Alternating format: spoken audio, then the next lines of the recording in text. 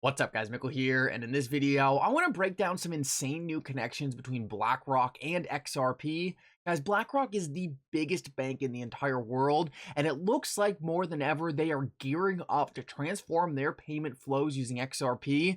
Guys, in this video, I want to talk about that as well as some very interesting news coming out of the Ripple SEC case. Guys, it looks like the SEC may have admitted to other governments that XRP is not a security. We're going to talk about that as well as Stuart Alderoty's vision of how Ripple beats the SEC in court. Guys, make sure to stick around for this whole thing. This is a video you are not going to want to miss. Like always, guys, your support means so much to this channel. If you want to see more videos just like this, make sure to hit the like and subscribe button down below and turn on bell notifications. These three simple things go such a long way in helping this channel grow, and it really does mean so much to me. If you guys ever need a good place to buy some XRP, make sure to check out my link for Uphold down in the description below. Uphold is my favorite place to buy and sell XRP. With that said though, guys, let's jump right into the video, and I hope you guys enjoy the content. So guys, real quick, moomoo just upped their holiday promotion, and you can now win 20 free stocks if you sign up with moomoo using the link in the description of this video. Guys, you can also win a chance to win $60,000 in their holiday sweepstakes. Guys, moomoo is an awesome trading platform. They have a great interface and they're regulated. So guys, do not miss out on this opportunity to get some free money, and go sign up with moomoo now using the link in the description of this video. So guys, I want to start this video off and talk about something very interesting. One of the most slept on and commonly ignored parts of the Ripple SEC case has been the depositions between Ripple's lawyers and the SEC's lawyers and Ripple. The main reason these things have kind of been ignored is because they went on for 8 hours and are written in transcripts like this. Not too many people have actually taken the time to read through these entire things. But guys, Tiger Mike looks like he has been really digging into these things, and I want to show you guys something very interesting and connect some dots that could show that the SEC told other governments that XRP was not a security. Tiger Mike tweeted out, "Let's try this again. Why is the US government and other governments namely excluded from this question at Bill Himmon's deposition? Does the SEC view Ripple sales of XRP as securities transactions?"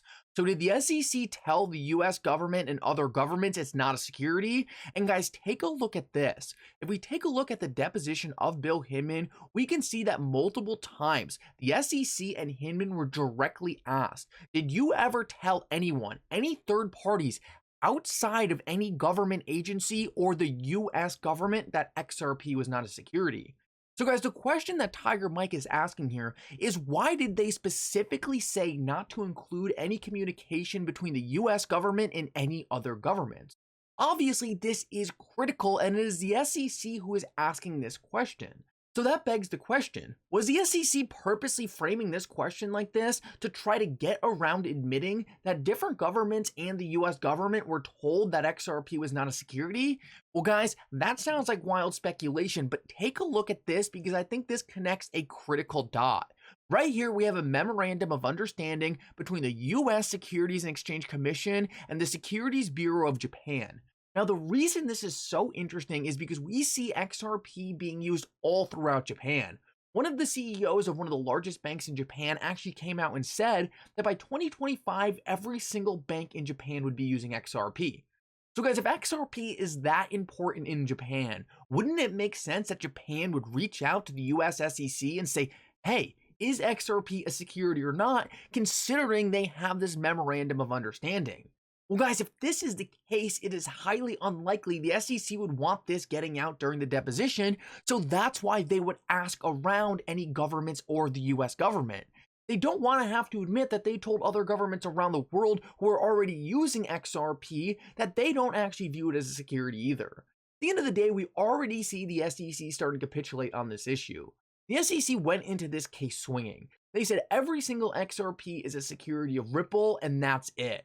But guys, as we have seen throughout the case, the SEC seems ready to back off in this issue and say it's only Ripple sales. At the end of the day, I think the SEC went into this case and really just tried to drop every charge they possibly can and see what actually landed.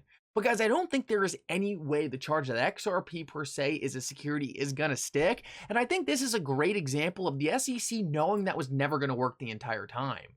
We have seen multiple times different occurrences of the same thing happening, different things like Jay Clayton saying payment tokens are not securities and expressively saying that XRP is a payment token.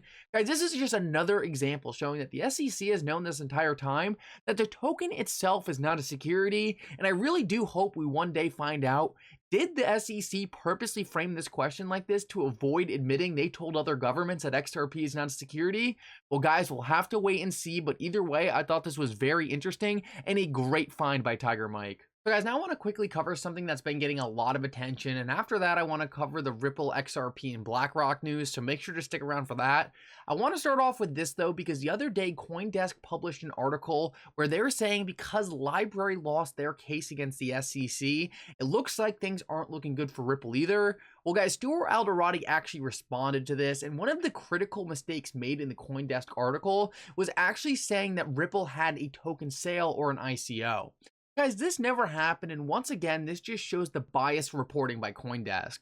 CoinDesk is trying to make up something that Ripple never did to try to make XRP look more like a security of Ripple. Guys, at the end of the day, I think once we have clear regulations in the United States for cryptocurrencies, ICOs will be securities. But the fact that CoinDesk is trying to make up the fact that Ripple had an ICO, and that makes every XRP, even the XRP being sold today, a security, is completely absurd. CoinDesk is just doing this to try to spew a narrative that doesn't exist. They want to turn people against Ripple in this case, and guys, that is not going to work. I also want to point out another tweet that Stuart Alderati put out in regards to this, where he actually explains what Ripple's argument really is, and guys, it has nothing to do with an ICO, but I think this is just a great way to better understand Ripple's case. It's very concise and very to the point. He said our actual argument is A, there is no contract for an investment between Ripple and XRP holders. Guys, we have talked about this a lot on the channel. Ripple does not owe us anything legally for owning XRP. We don't get any rights to Ripple, we don't get any of their profits, therefore there is no way there's an investment contract between Ripple and XRP holders. B, the SEC cannot satisfy a single prong of the Howey test, and Ripple concedes not a single prong. This is also very important because if the court does find that there was somehow an investment contract, even though Ripple couldn't even find an investment contract, the SEC still needs to prove Howey to show that XRP is a security, and they cannot do that either. Then C, the SEC's reliance on garden variety ICO cases has no application here. This just completely destroys the CoinDesk article because CoinDesk is trying to say that Ripple is just like every other company that had an ICO, but Ripple never had an ICO, and the only case law the SEC has built up over the past couple years directly involved ICOs. So guys, everything the SEC has tried to bring to the table doesn't even apply to Ripple, and I think this is just a great example of how strong Ripple's arguments really are. Because I want to finish this video off and go over some XRP, Ripple, and BlackRock news, because just the other day we had Larry Fink, the CEO of BlackRock, actually talking about cryptocurrencies, and guys, this is massively bullish. The fact that Larry Fink is talking like this about cryptocurrencies is massive. After we see the CEO of BlackRock directly telling you that they're going to be using cryptocurrency in the future, I want to show you a connection that just shows you guys all these people know about Ripple and XRP. They are working with Ripple XRP, and one day, once we have regulations, that is going to be obvious. Take a listen to this, and then I'll show you the connection. Listen up closely. Change your view of crypto at all? You now have a deal with Coinbase, and yet you were always sort of also, I think, a bit of a skeptic of all of this. Oh, I actually believe most of the companies are not going to be around. I still believe that. I do believe because they're now real, they're frauds, they're what? Well, I mean, think about FTX. I mean, you could look back now. FTX created its failure was it's creating its own token. It was not a DeFi. It wasn't a ledger that was open to the world. It was a closed ledger. Right. It was not distributed. So the whole foundation of what crypto is, it's supposed to be a distributed ledger that is across the system. Fink uses Garlinghouse's elevator speech. 99% of crypto is going to be washed away. The failure of FTX was creating its own token. It wasn't a distributed open ledger. The failure was because it was centralized. We've heard anti-crypto narratives, and now Fink is embracing open public ledgers or crypto assets. I actually believe this technology is going to be very important, very important, very important. Look at it. We have been part of the huge revolution in investing through ETFs. We believe that ETFs will be changing the whole way we invest. Many people still use it as a means, people are investing it for indexing. No, the majority of people who are putting money in in ETFs are active investors that are buying exposure. The entire bond market is being transformed as we talk right now. Guys, right there, the CEO of BlackRock tells you the entire bond market is being transformed.